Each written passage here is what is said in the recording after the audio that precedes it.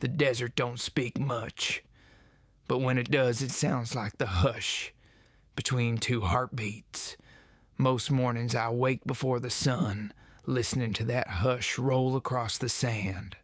A coyote will cry, wind will answer, and the world feels half asleep, half haunted.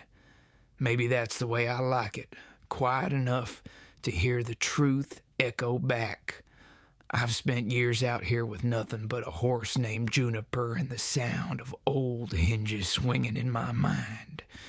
Folks say time heals, but the desert don't promise nothing. It just gives you space to sit with the ghosts till they fade. Or don't. There's a scar on my left hand where a chain once bit through the skin. It ain't mine exactly. I just carried the memory for someone who couldn't anymore. That morning, the sky was the color of pewter. I rode toward an old spread outside Cholla Bend, looking to buy a horse. A sorrel mare, they said, was half wild but sound. I remembered the smell first. Iron, dust, and something wrong. A silence thicker than prayer. When I pushed open that barn door, light spilled in like a blade, and there she was, a woman chained to the wall, bruised where life had forgot her name. For a moment she looked at me like I was just another shadow come to hurt her. Then her eyes shifted. Fear, hope, maybe disbelief. I didn't speak. Words felt too clean for that kind of pain. Instead, I drew my knife and cut through the iron links one by one till the sound of metal on stone filled the barn. She crumpled forward, breath shaking like a leaf in dry wind. I gave her my coat, lifted her onto Juniper, and we rode out slow, not toward any town, just away from what was left behind. The sun rose red that day, like it was a shame to see. Every hoof beat sounded like a promise I wasn't sure I could keep. That night by the fire, she didn't speak. Only the crackle of mesquite and the faint rattle of her breath kept time. I remember whispering, "You're safe now." She didn't answer. Maybe she didn't believe it yet. Truth is, I wasn't sure either. Sometimes I think back to that ride and realize I wasn't saving her at all.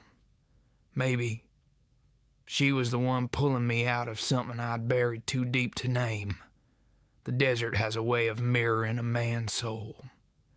Whatever you bring into it, you're bound to meet again. When dawn came, she finally spoke. Just one word, Mara. She said it soft, like it hurt to remember, and I reckon that's when her story began. And mine started over. Out there, under a pale sky that didn't care who lived or died, I felt a strange peace stir inside. Maybe it was the sound of chains hitting the dirt, or maybe it was hope, quiet, breathing, still alive. Some nights the wind crawls through the cottonwoods like an old rumor, and I lie awake staring at the canvas of the tent, listening for a sound that ain't there anymore. A bell maybe, a door, a woman's breath held too long. Memory does that. It keeps ringing after the church is burned down. I learned that lesson in Del Rio, years before Myra. There was a girl at a livery behind the freight yard. Name was Alma, freckles like sand on wet stone. She laughed easy, the way creek water laughs over small rocks. Her husband didn't. He carried whiskey in his jaw and thunder in his fists. I boarded my horse there most weeks, saying little, nodding less. One afternoon, I walked in on a silence that felt wrong. No animals stirring, no tools clinking. Just that hush, the one that comes before a storm finds your roof. Through a crack in the stable door, I saw him pin Alma near the feed bin, his hand a knot around her wrist. I remember thinking, it ain't my business. And then I stepped back into the light like a man avoiding a rattler. He saw me, and the look on his face said, plain as scripture, "Keep walking." I did. That night, the sheriff's lanterns flickered behind the livery. Whispers spread. Some said Alma ran. Some said she fell. Truth is, I never saw her again. For a long time afterward, I kept hearing the little bell she wore on her hair ribbon. Ting, ting, like a meadowlark lost in a mine shaft. That sound followed me from job to job, fire to fire, woman to woman, until I started thinking maybe the desert kept it for me. A keepsake of a man who didn't step forward when he should have. Folks will tell you life is a long trail, and you can't ride back to change a print you've left in the dust. They're right. But a rider can choose what prints he leaves next. Maybe that's all redemption is. A new set of tracks, running the opposite way. When I found Mara chained in that barn, the bell started ringing again. Louder this time. Clearer. And my hands moved before judgment could talk me out of it. We camped 2 nights by a dry wash cut with mesquite and pale stones. Mara slept in fits, waking when the coyotes tried a chorus. I kept the fire low, warmed coffee in the tin, and spoke only when she looked like a word might help. "You ain't a burden," I told her once. "You're a guest." She nodded, but her eyes were far away, as if counting constellations nobody else could see. On the 3rd morning, I asked the question that had been burning holes in my tongue. "Who put you there?" She swallowed, and I could tell the name tasted like rust. "Jero," she said in the one with the red face. Others watched. Her hand found the scar at her wrist like it was a rosary. They liked watching. I listened, and something in me snapped. Not loud, not showy, just a quiet thread giving way. I remembered Alma. I remembered the bell that didn't stop ringing. And I promised what no honest man should promise. It won't happen again. We rode back toward the ranch I kept. A crooked stretch of fence. A cabin that leaned like an old man listening. A water barrel with a hoop of iron around its belly. I settled Myra in the small room where I stored tack and blankets, left the door open so the night could breathe through. She touched the threshold like it might bite. Then she stepped over. I cooked beans slow with a strip of salt pork, and she ate without a sound, spoon steady, eyes on the fire. When she finished, she said, "You didn't ask for this." "No," I answered, "but then again, I didn't ask for rain in a dry year either." Her mouth twitched, a half smile, gone as quick as a quail in brush. Later, while the moon climbed, she handed me a small tin she'd kept tied beneath her dress. Inside were scraps of paper with names scratched rough. Jero's among 'em, the red-faced man, and others I didn't know. She tapped the lid once, like knocking on a door. "I keep the ones who think I'll forget," she said. "I won't." I held that tin and felt the weight of it, heavier than metal, lighter than guilt. It wasn't revenge I saw written there. It was record-keeping, the way ranchers tally cattle after a storm. It was memory, the kind that anchors a person to themselves when the flood tries to carry 'em off. I thought of Alma again, and the way her bell might have shivered that last night. I thought of my own silence, and how it had taught me to talk with my hands instead. Some men write prayers, some men sign confessions. Me, I make lists of the wrong I aim to put right, and then I saddle up at dawn. By the time the fire licked into ash, Mara had fallen asleep with the tin pressed to her chest. I set another log gentle, watched sparks drift like winter fireflies, and told the wind the thing I should have told years ago. I hear you, I whispered to the memory that wouldn't fade. I hear you now. Maybe that's how healing starts out here. Not with answers, but with listening to the bell you try to ignore and following the sound until it leads you to a door you're finally brave enough to open. You can't outrun a dust storm or a memory. Both find you when the light starts failing. We'd been at my ranch near Arroyo Blanco near on 2 weeks when I first saw the riders coming. 3 of them. Shadows against a copper sky, moving slow like men who think they own the ground they're riding on. Mara was mending tack by the corral. She stopped stitching, looked at me, and said quiet, "They found us." I didn't ask how she knew. Fear don't need proof. It just knows the shape of what's coming. I told her to fetch water, saddle the mare, and keep her rifle close.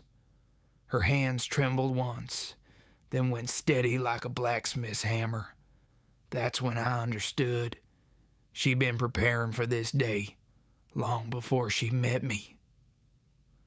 By sundown, the riders split up, circling the property.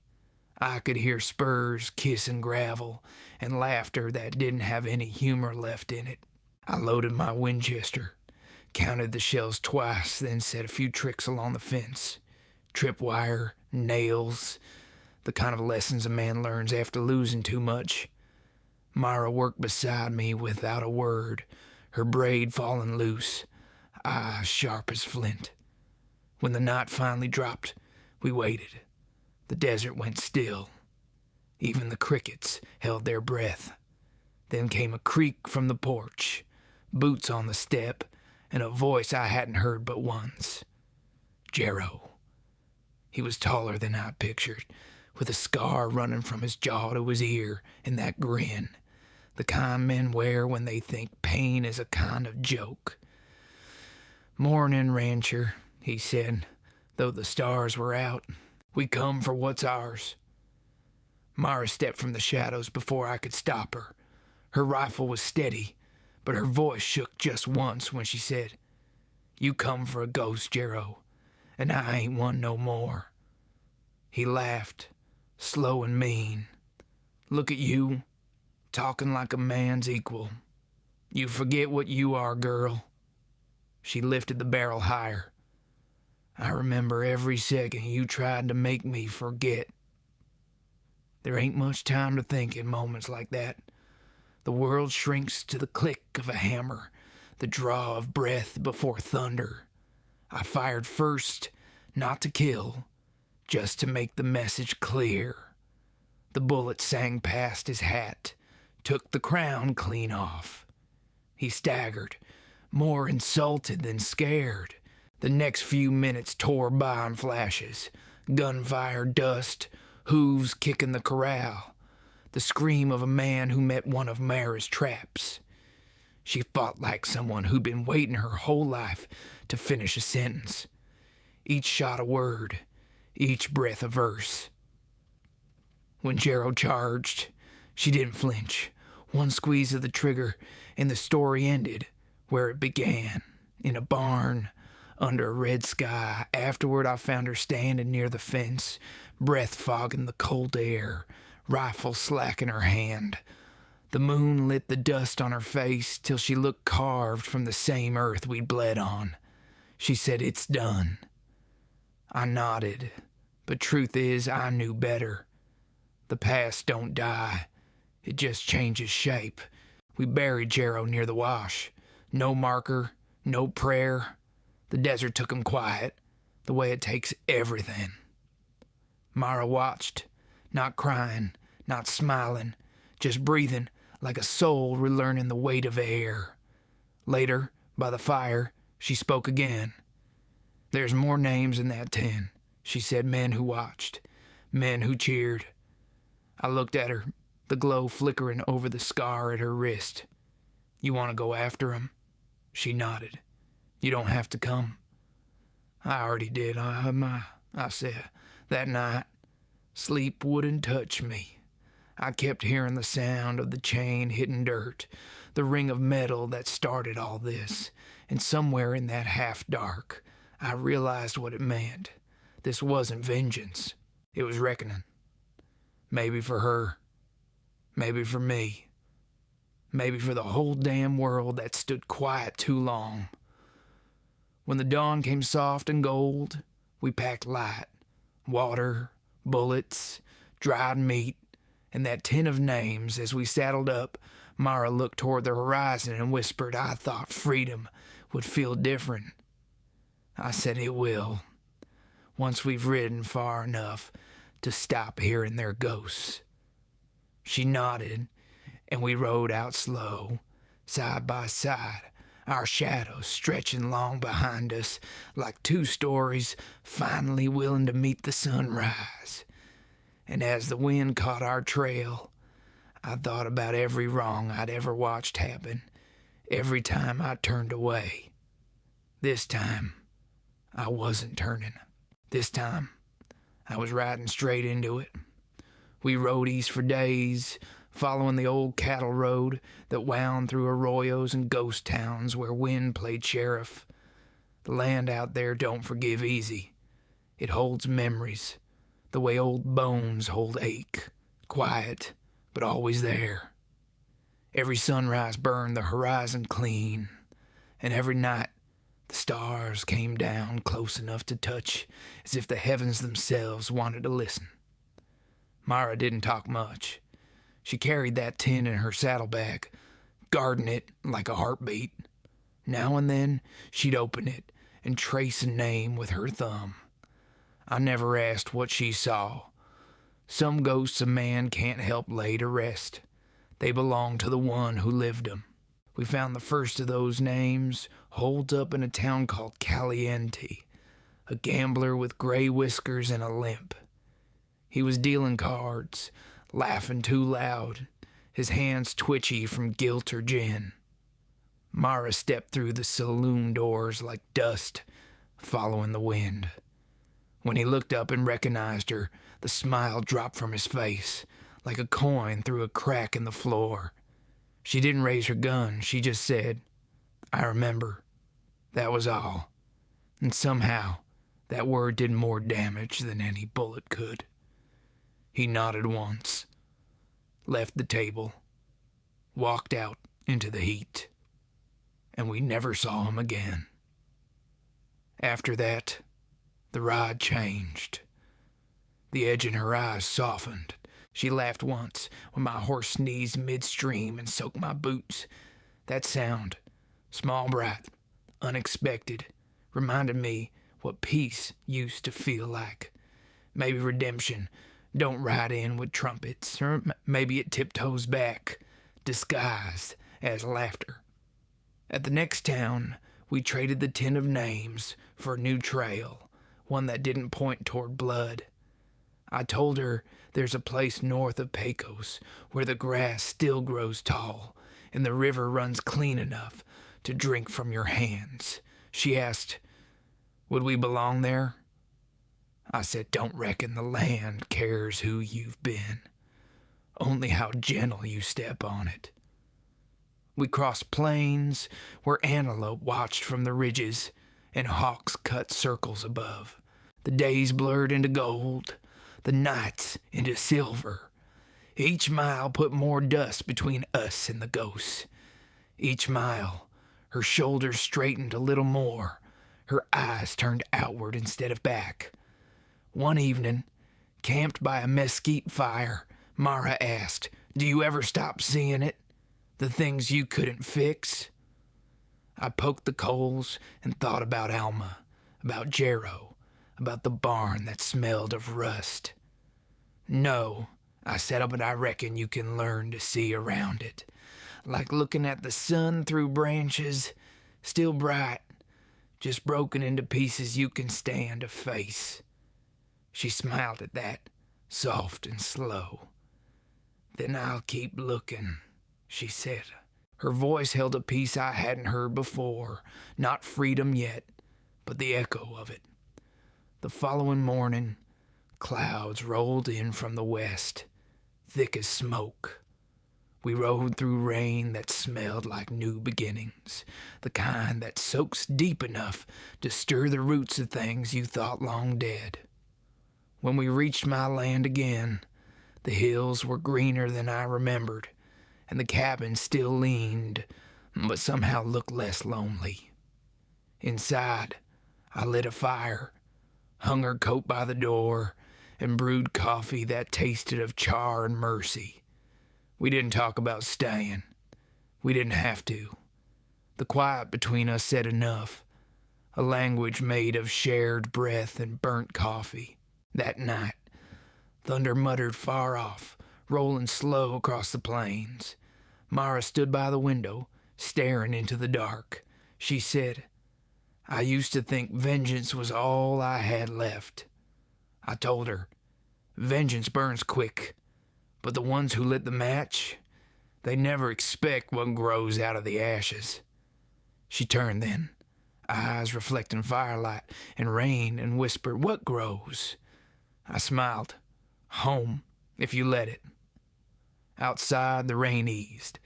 The smell of wet earth drifted in, clean and alive. And for the first time in a long while, I didn't feel the weight of what I'd failed to do. I just felt the warmth of what was still possible. Maybe the ride back home ain't about distance at all. Maybe it's about turning toward the place inside you that finally stops running. And maybe, just maybe, it's about learning that some roads only lead home once you've forgiven yourself for the trail that brought you here. The desert's different come autumn. Wind softens, sun leans lower, and the light turns the color of old whiskey. That's when you start hearing things again. The creak of cedar, the sigh of a saddle hanging on its peg. Your own heart slowing down enough to listen. Mara and I built the porch ourselves, board by board. She said it was foolish to chase stillness, but we did it anyway. Two restless souls building something meant to last. Now most evenings, we sit there with 10 cups of coffee, watching shadows stretch across the plain till they fade into the sky. Her hair's longer, her eyes quieter. Sometimes she hums a tune I don't know, and it sounds like forgiveness, learning to breathe. The tin of names rests on the mantel inside, still closed. We never burned it, never buried it. Some memories you don't destroy. You let them keep their place so you remember what it costs to feel free. Every once in a while, she'll lift the lid, glance at the scraps, then shut it again with a small smile. That smile says, the story's done. Maybe it never was about revenge. Maybe it was about remembrance. The right kind. I ride less these days. The fences are mended, the herd small but steady. Sometimes I'll ride out at dawn, just me and Juniper, the mare that carried us away from hell. The air then feels clean enough to start over. I'll stop at the ridge where the wind never forgets your name and think about all the people who ain't here to see it. Alma, the red-faced man, Jero, the boy who held the chain. And I'll say a quiet prayer, not for them, but for the silence they left behind to mean something better. One morning, Myra handed me a letter, her handwriting neat as fence rails. It said she was riding north to teach women how to shoot, to breathe, to stand tall when the world tried to make 'em small.